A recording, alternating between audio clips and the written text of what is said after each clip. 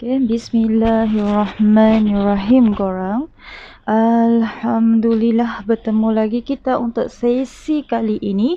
Jom kita meneruskan pembacaan buku kita. Okey, buku kita iaitu Membongkar Rahsia Hadis Peringkat Zaman Sehingga Hari Kiamat. Zaman di manakah kita berada sekarang? Okey, kita dah selesai sebelum ini kan.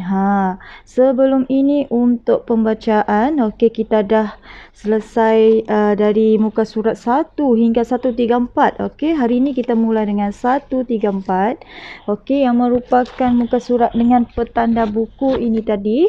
Okey, petanda buku yang ini Cik Z telah tinggalkan petandanya.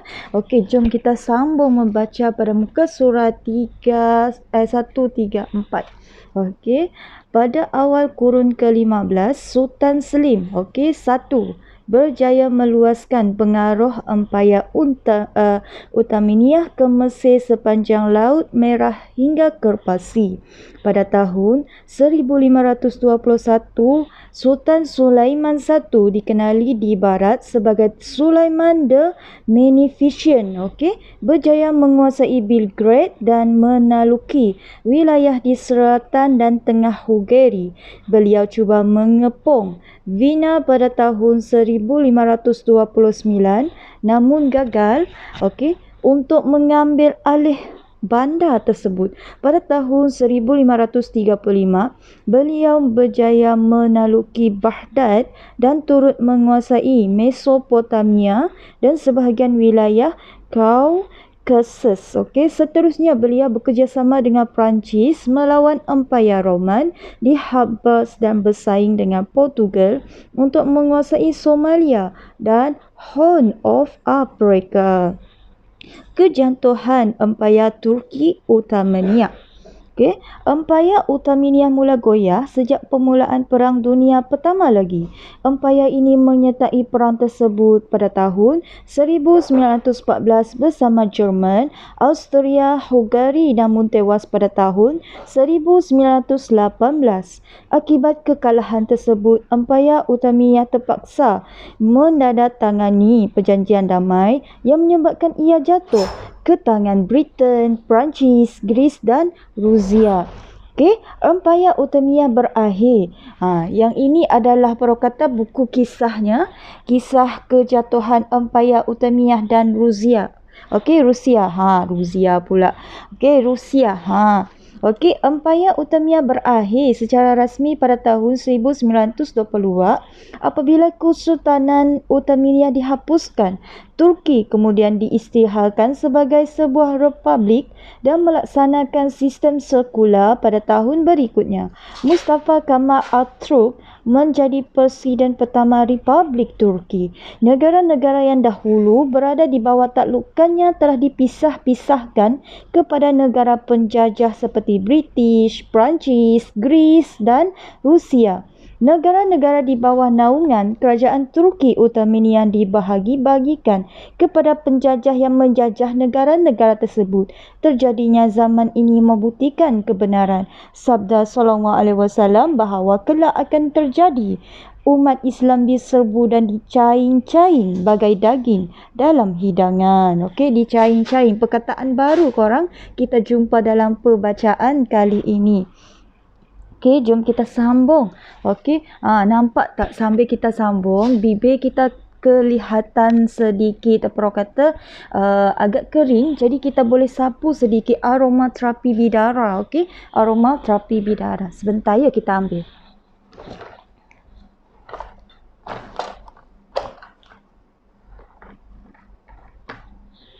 Okey, tunggu sebentar.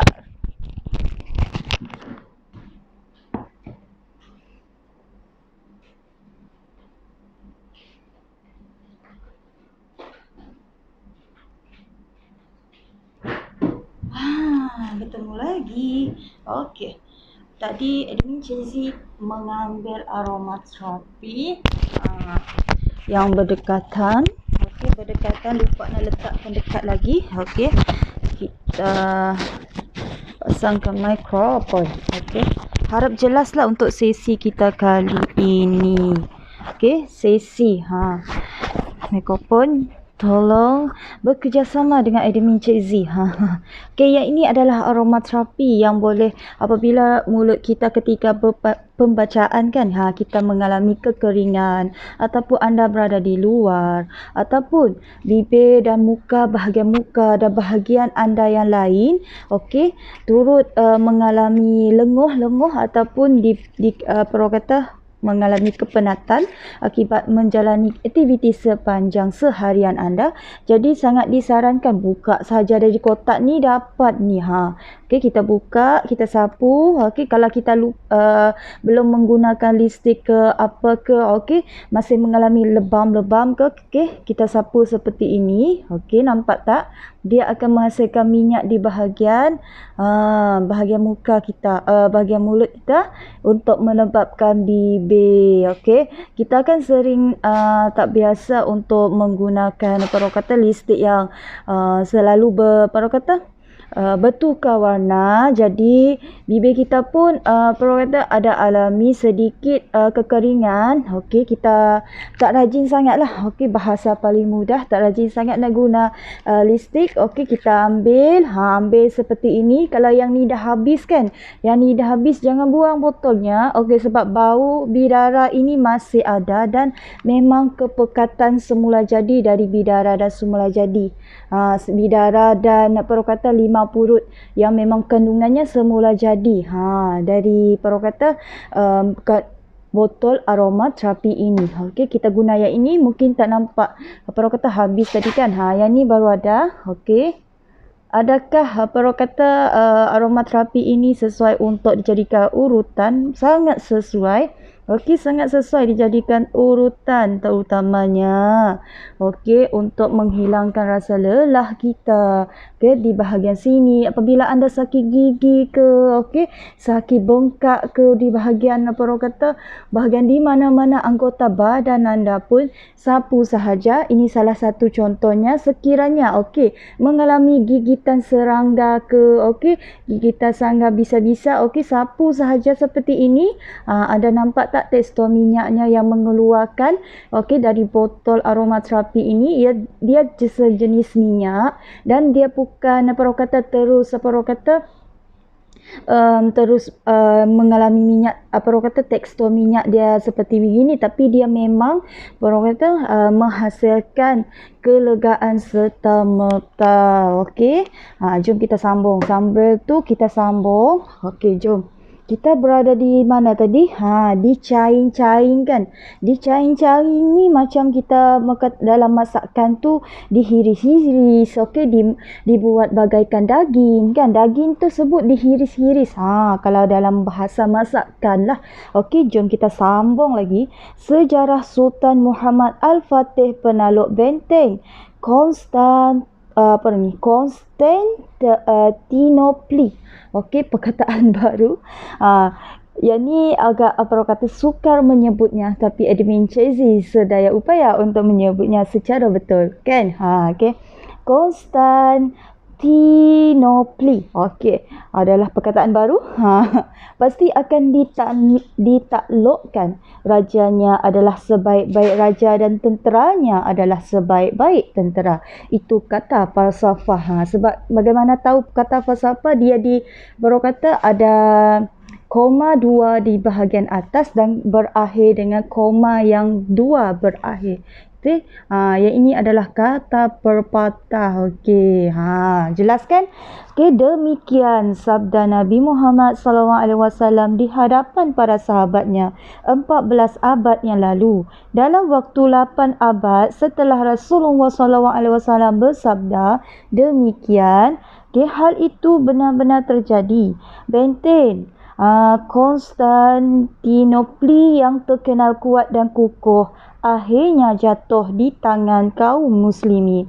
Para ulama pernah menyebutkan Di antara tanda-tanda kenabian Nabi Muhammad SAW adalah sabda baginda mengesahkan kejadian-kejadian yang akan berlaku pada masa hadapan.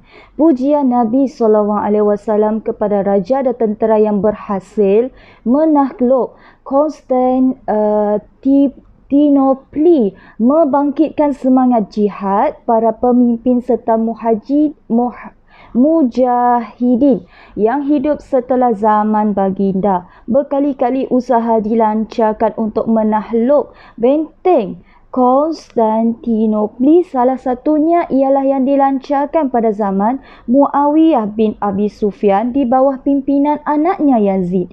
Turut serta dalam pasukan ini ialah Abu Ayyub al-Anshi, seorang sahabat Rasulullah SAW yang berani. Namun usaha ini menemui kegagalan. Okey, Abu Ayyub al-Anshari akhirnya gugur ketika mengikuti pentempuran ini. Sebelum beliau wafat, beliau sempat berpesan kepada Panglima Bani Umayyah. Abu Ayyub mengatakan sekiranya beliau gugur dalam pertempuran itu, beliau ingin dikuburkan di bawah benteng Konstantinopel. Itu adalah hasrat beliau lah. Kita sambung. Ia ada lagi perkata dalam bentuk begini. Sebab itulah admin Cik Z kata, buku ini dengan dihasilkan perkata sangat kualiti tulisannya, sangat kualiti kertas dan jenis yang perkata diberikan. Dan bentuk yang sangat grafik membuatkan minda kita terbuka, menyebabkan kita semakin syok untuk membaca. Jadi jadilah pembaca setia dengan channel Rohana Badri Enterprise ini. Jom kita sambung. Pasukan muslimin pun menjalankan wasiat beliau. Mereka menyerbu musuh sambil membawa jasad Abu Ayyub al-Anshari. Apabila sampai ke tembok benteng Konstantinopel, para mujahidin menggali kubur dan menguburkan beliau di situ sesuai dengan permintaan terakhirnya. Siapa yang dikuburkan situ iaitu Abu Ayyub tadi. Beliau gugur. Sekiranya beliau gugur, itulah permintaan terakhirnya. Usaha yang sama juga dilakukan pada zaman Khalifah Umayyah dan Khalifah Abbasiyah, termasuk pada zaman Khalifah Harun al-Rashid. Namun semua usaha itu tidak berjaya. Setelah kejatuhan Baghdad pada 656 Hijrah, usaha menawan Konstantinopel diteruskan oleh kerajaan-kerajaan kecil di Asia Timur, terutamanya kerajaan Seljuk. Pemimpinnya Al-Arsilan berhasil mengalahkan Kaisar Rom iaitu Dinomus pada tahun 463 Hijrah. Akibatnya sebahagian besar wilayah Kekaisaran Rom berada di bawah pengaruh Islam Seljuk. Sultan Muhammad Al-Fatih berusaha menawan semula Konstantinopel. Beberapa usaha untuk menakluk Konstantinopel dilakukan oleh para pemimpin Daulah Uthmaniyah. Sultan Murad II juga pernah beberapa kali mengepung benteng tersebut, namun belum menuai hasil. Akhirnya Allah Subhanahu Ta'ala mewujudkan impian kaum muslimin untuk menakluk benteng tersebut melalui tangan pemimpin Daulah Uthmaniyah yang terkenal akan kesolehannya dan ketakwaannya, iaitu Sultan Muhammad Al-Fatih. Dikisahkan bahawa semua tenteranya tidak pernah meninggalkan solat fardu sejak baligh, dan separuh daripada mereka tidak pernah meninggalkan solat tahajud sejak baligh. Sultan Muhammad Al-Fatih sendiri tidak pernah meninggalkan solat fardu, tahajud, rawatib sejak baligh hingga saat kematiannya. Ini adalah tentera Muhammad Al-Fatih menyerang Konstantinopel. Ini adalah gambarannya. Itu adalah merupakan kejayaan untuk beliau. Yang merupakan kejayaan tidak meninggalkan solat fardu, tahajud, rawatib. Itu merupakan kekuatan dari dalaman beliau tersebut. Kita sangat mengagumi beliau, kan? Wow. Muka surat seterusnya. Subhanallah. Sangat cantik. Sangat cantik. Di samping ketakwaan Sultan Al-Fatih dan tenteranya kepada Allah, mereka memiliki semangat jihad yang tinggi, pantang menyerah dan tidak takut mati. Mereka juga memiliki taktik perang yang luar biasa. Untuk pertama kalinya dalam sejarah umat Islam, Sultan Al-Fatih dan pasukannya mampu melancarkan kapal-kapal laut di atas daratan. Jalan darat yang dilalui oleh kapal-kapal tersebut jauh dan sukar. Untuk mengetahui siapakah tokoh yang merancang serangan ke atas Konstantinopel itu, ikuti kisah berikut. Jom bersama kita ikuti kisah berikut. Biografi penakluk benteng Konstantinopel. Okey, Sultan Muhammad Tisani, Tisani atau dikenali dengan nama Sultan Muhammad Al-Fatih, dilahirkan pada 26 Rejab tahun 833 Hijrah bersamaan 20 April 1429 Masihi. Beliau menghabiskan masa kecilnya di kota Adrinah. Bapa beliau ialah Sultan Murad II, telah mendidiknya supaya menjadi seorang pemimpin yang kuat lagi soleh. Dalam bidang kesatriaan, Muhammad Al-Fatih dilatih seni berpedang, memanah dan keterampilan mengendarai kuda. Maksudnya menunggang kuda.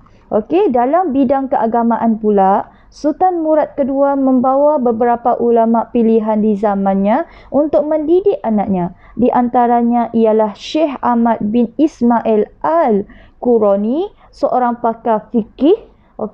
Beliau adalah seorang ulama yang diakui keilmuannya oleh para ulama lainnya yang hidup sezaman dengannya. Di samping itu, Muhammad Al-Fatih juga mewarisi sikap berani dan tidak mudah putus asa dari bapanya. Beliau mempelajari ilmu perang, strategi pertempuran, teknik mengepung kota dan beberapa wawasan ketenteraan yang lain. Muhammad Al-Fatih gemar mempelajari sejarah Islam mulai dari zaman Rasulullah SAW hingga zamannya sendiri. Terutamanya sejarah yang dipenuhi kisah kesatriaan para pahlawan Islam. Hal ini banyak mendukung langkah beliau dalam pertempuran untuk menakluk benteng Konstantinopel. Muhammad Al-Fatih membesar menjadi seorang pemuda yang perkasa dan soleh di bawah didikan bapa dan guru-gurunya. Tinggi badannya sedang-sedang sahaja. Namun, anggota tubuh beliau menceritakan keperkasaannya. Muhammad Al-Fatih sangat mahir mengendari kuda dan pandai memainkan senjata. Beliau dikenali sebagai orang yang berani, adil dalam memutuskan perkara, dalam pengetahuan agama dan sastranya, zuhud lagi warak, serta memiliki pandangan kehadapan yang tajam. Sang penakluk Konstantinopel ini juga sangat rajin beribadah. Beliau tidak pernah tinggal solat, termasuk berjemaah di Masjid Jami' dan sentiasa dekat dengan ulama. Sejak kecil, Sultan Muhammad Al-Fatih mencontohi akhlak bapaknya. Beliau mengkaji usaha-usaha yang pernah dibuat sepanjang sejarah Islam ke arah menakluk Konstantinopel. Dengan itu, timbul keinginan yang kuat dalam dirinya untuk meneruskan cita-cita umat Islam. Sultan Muhammad Al-Fatih menaiki tahta pada usia yang muda, menggantikan ayahnya pada tahun 855 Hijrah. Pada waktu itu, beliau sudah berfikir dan menyusun strategi untuk menakluk Konstantinopel. Kehebatannya. Ini adalah gambarannya korang. Gambarannya yang diberikan oleh penulis ini. Sangat cantik bukunya, menyebabkan kita semakin asyik dengan pembacaan kan. Jom kita sambung. Kehebatan Al-Fatih berjaya robohkan benteng Konstantinopel. Konstantinopel adalah salah satu bandar terkenal di dunia sejak Semenjak kota ini didirikan, Maharaja Byzantium yakini Konstantin I, ia sudah menarik perhatian masyarakat dunia saat. Selain daripada faktor wilayahnya yang luas, bangunan yang besar dan megah, serta keindahan seni binanya, Konstantinopel juga memiliki kedudukan yang strategik. Faktor-faktor tersebut menjadikannya begitu istimewa bagi umat Islam ketika pengaruh Islam mula berkembang. Semasa zaman Byzantium, Rasulullah SAW telah memberikan khabar gembira tentang penguasaan kota ini yang akan jatuh ke tangan umat Islam, seperti yang dinyatakan dalam hadis baginda. Sebalik kemegahan kota ini, Konstantinopel juga memiliki pertahanan ketenteraan yang kuat. Benteng raksaksanya berdiri kukuh, disertai para prajurit yang dilengkapi senjata. Mereka bersiap sedia menghadapi siapa sahaja yang menyerang benteng tersebut. Selain itu, parit yang besar digali mengelilingi benteng. Kota itu hampir mustahil untuk ditakluk. Namun semua itu tidak membuatkan Sultan Muhammad Al-Fatih patah semangat. Beliau yakin mampu mewujudkan impian umat Islam untuk menakluk benteng itu. Selain berbekalkan doa dan tawakal kepada Allah, beliau juga menyiapkan taktik pertempuran yang tidak dapat dikesan oleh tentera solid. Beliau juga menyiapkan angkatan perang yang besar untuk menakluk Konstantinopel. Setelah membuat persediaan yang teliti, Sultan Muhammad Al-Fatih tiba di kota Konstantinopel pada bulan April 1453 Masihi. Bersama kira-kira 250,000 orang tenteranya. Beliau bersama dengan para pegawai tinggi tenteranya menyusun strategi untuk mengempur benteng Konstantinopel.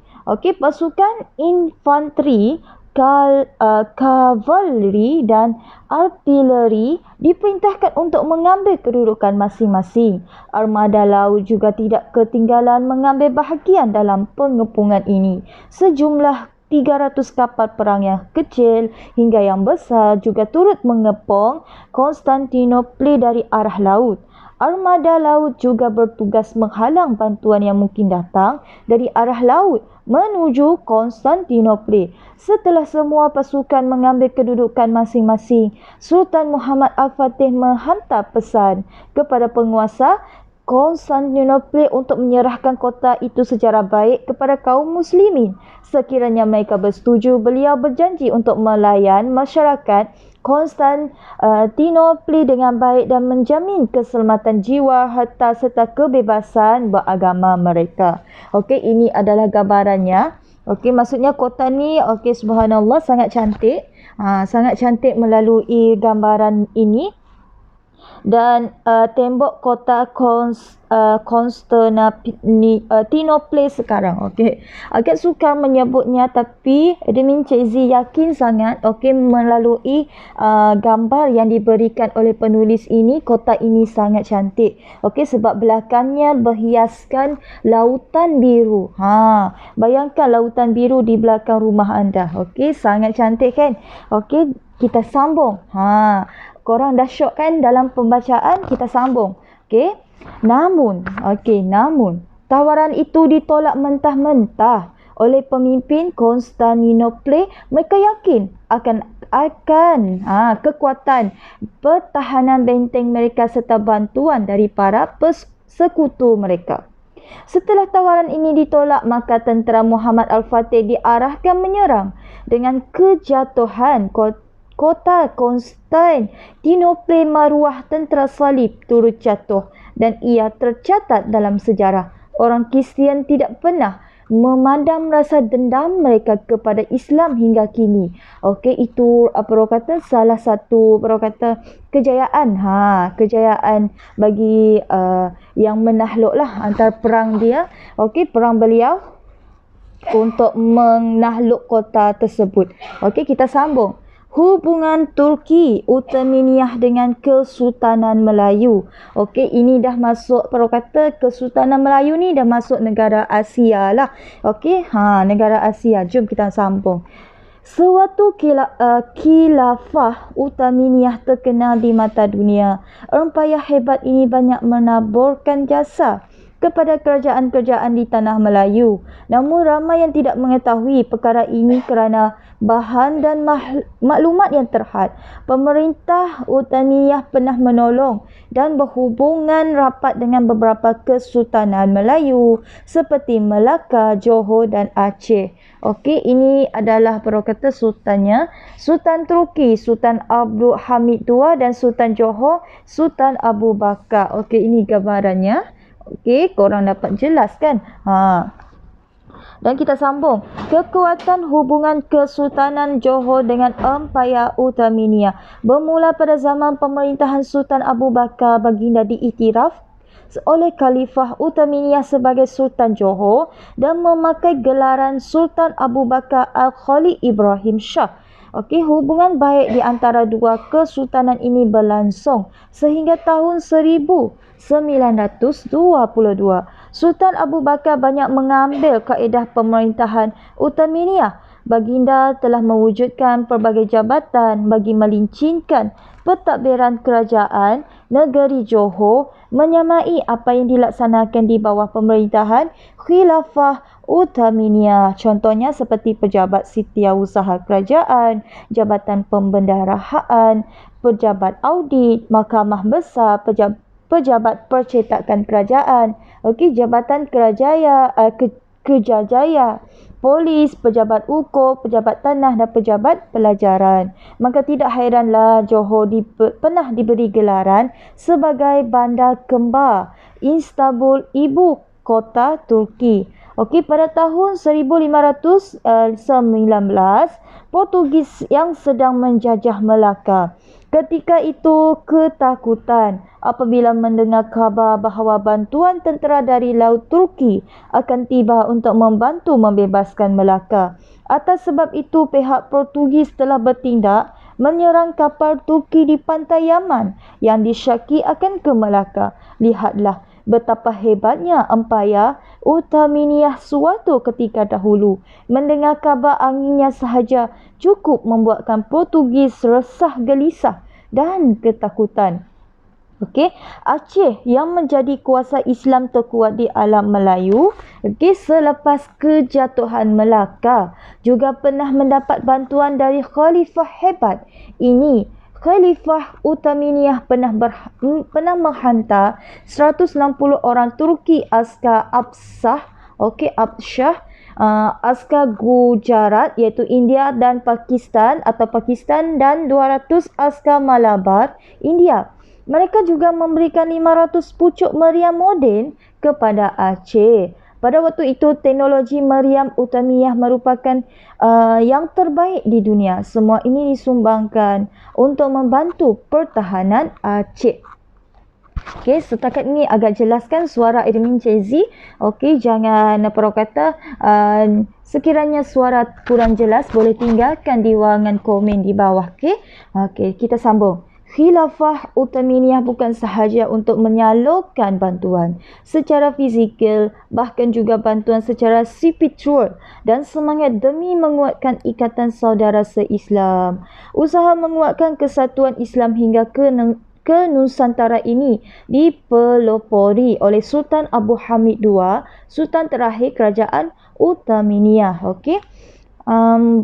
Pan-Islami, tersebar di tanah Melayu atas jasa Syekh Al-Hadi dan rakan-rakan seperjuangan melalui penerbitan Majalah Al-Imam. Isi kandungan Majalah Al-Imam secara umumnya mengajak setiap Muslim untuk memajukan diri dan tidak terperdaya dengan tipu helah penjajah. Dasar penetangan dalam majalah ini diambil berdasarkan perjuangan bangsa Turki dalam mempertahankan kedaulatan bangsa dan agama. Selain itu, kewujudan madrasah-madrasah berideologi Pan-Islami juga membantu perkembangan dasar Sultan Hamid II. Okey, ini adalah buku majalah Al-Imam tersebut yang disebutkan. Okey, ini dan kita sambung. Samping menyedarkan masyarakat Muslim untuk bangkit menentang penjajah, Undang-Undang Tanah Melayu juga digubal berdasarkan Undang-Undang Empayar Utamiyah yang mengamalkan perundangan Islam. Sistem ini meletakkan Sultan sebagai ketua negara. Apabila sistem gelaran Sultan digunakan, dapat dilihat bahawa kewibawaan Raja-Raja Melayu semakin terjamin. Ia juga mengukuhkan kedudukan kerajaan Islam dan undang-undang Islam. Hal ini kerana penyelarasan gelaran ini meletakkan mereka setaraf dengan pemerintahan kerajaan Islam di seluruh dunia. Kesimpulannya, ramai yang terlepas pandang akan jasa dan pengaruh Khilafah Uthmaniyah Turki di Nusantara. Sumber-sumber sejarah dalam bentuk dokumentasi dan digital juga sukar diperoleh. Usaha untuk membuat kajian dan mendokumentkan peranan Khilafah Uthmaniyah kepada umat Islam Nusantara patut diberikan penekanan demi peringatan dan pengajaran kepada generasi yang akan datang. Bukti hubungan erat Empayar Turki Uthmaniyah dengan kerajaan Melayu dahulu. Kita dah muka surat 145 dah korang. Okey, agak panjang perkata sesi kita kali ini. Jom kita sambung. Khalifah Uthmaniyah bermula ekoran daripada kemenangan tentera Mamluk di Mesir. Dengan itu, Sultan Selim I menjadi Sultan Uthmaniyah pertama yang memegang gelaran Khalifah Islam. Uthmaniyah kekal menjadi pemimpin dunia Islam sehingga kejatuhannya pada tahun 1924. Kekaguman. Okey, kekaguman. Perkataan disebut satu persatu supaya berkata jelas untuk menyebutnya. Terhadap kerajaan Turki Uthmaniyah bukan didorong nostalgia semata-mata, tetapi kerana ia adalah sebuah tamadun yang mempunyai pencapaian yang tinggi dari segi kekuatan dan kebudayaan. Tidak seperti khalifah yang sebelumnya, kerajaan Umayyah hanya memiliki kelebihan dalam kekuatan, manakala Abbasiyah pula memiliki kelebihan dalam kebudayaan. Keanggunan Turki Uthmaniyah mencapai kemuncak selepas Sultan Muhammad Al-Fatih menawan Konstantinopel. Okey, kerajaan Turki Uthmaniyah berjaya memperluaskan wilayah sehingga ke pinggiran jantung Eropah iaitu Vienna yang tidak pernah diterokai oleh kerajaan Islam sebelum ini. Ia menjadi kepada tamadun Eropah dari abad ke-14 hingga 17. Apa yang lebih penting, kerajaan Uthmaniyah bertindak sebagai pembela umat Islam dari serangan penjajah Eropah iaitu Portugis, Belanda, British yang menguasai lautan Hindi. Okey, ini apa kata salah satu bendera. Bendera yang digambarkan dan the Ottoman Malaya Connection. Okey. Dan ini benderanya, dalam ini ada bendera Uthmaniyah Yildiz. Okey, dan bendera Kesultanan Aceh, bendera Kesultanan Johor, bendera Kesultanan Selangor dan Sultan Mehmed V 1909 hingga 1918 memakai fez. Okey, yang ini seperti ini. Okey, kita sambung dan berakhir pada muka surat 147. Nanti kita sambung perkataan seterusnya di sesi yang lain tau. Okey, sesi kali ini kita akhir, kita jom baca terus. Selepas Melaka jatuh ke tangan Portugis pada tahun 1511, Sultan Sulaiman mengutuskan armada lautnya ke Nusantara untuk membebaskan Melaka dan mempertahankan Aceh dari serangan Portugis. Tentera Turki Uthmaniyah mengajar orang Islam di alam Melayu membuat dan menggunakan meriam. Namun kuasa laut Uthmaniyah yang semakin lemah telah membolehkan Belanda menguasai Aceh pada akhir abad ke-19. Okey, ketika itu kerajaan Turki Uthmaniyah telah mula dikuasai oleh golongan sekular nasionalis seperti Enver Pasha yang terburu-buru menyelebahi Pakatan Jerman dalam Perang Dunia Pertama. Kekalahan Jerman telah menyebabkan wilayah kerajaan Turki Uthmaniyah diagih-agihkan oleh kuasa yang menang iaitu British dan Perancis dalam Persidangan Keamanan Paris 1919. Jadi, untuk memahami hubungan kerajaan Turki Uthmaniyah dengan kerajaan Melayu, pada suatu ketika dahulu kita perlu mempelajari sejarah kerajaan Uthmaniyah. Bagaimana ia boleh bermula dari sebuah kuasa kecil di Anatolia dan berkembang menjadi kuasa besar yang menggenggam 3 benua. Antara faktor utamanya ialah diplomasi fleksibel yang mengambil kira perseimbangan kuasa dan pembinaan kuasa laut untuk menandingi kuasa-kuasa Eropah. Okey, kita berakhir muka surat 147 untuk sesi ini. Sesi kali ini agak panjang. Okey. Dan semakin syok. Okey, dan di muka surat seterusnya ada bendera negara kita korang. Okey, iaitu bendera Jalur Gemilang.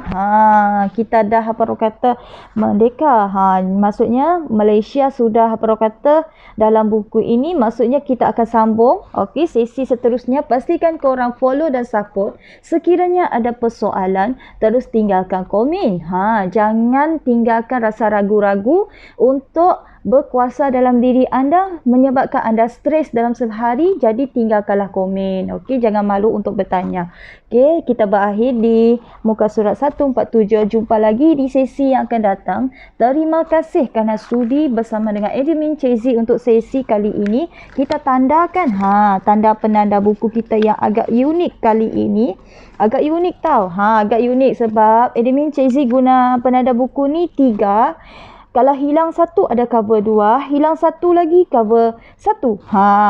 Free 1 by 3. Okey. Begitulah. Itu adalah gurauan. Jadi kita akhiri sesi kita kali ini. Semoga yang menonton, yang menonton bersama dengan admin Cezi di channel Rahana Badri ini dimurahkan rezeki dan diluaskan rezeki seluas-luasnya. Okey. Dengan izin Allah kita berakhiri untuk sesi kali ini. Assalamualaikum. Jumpa lagi korang.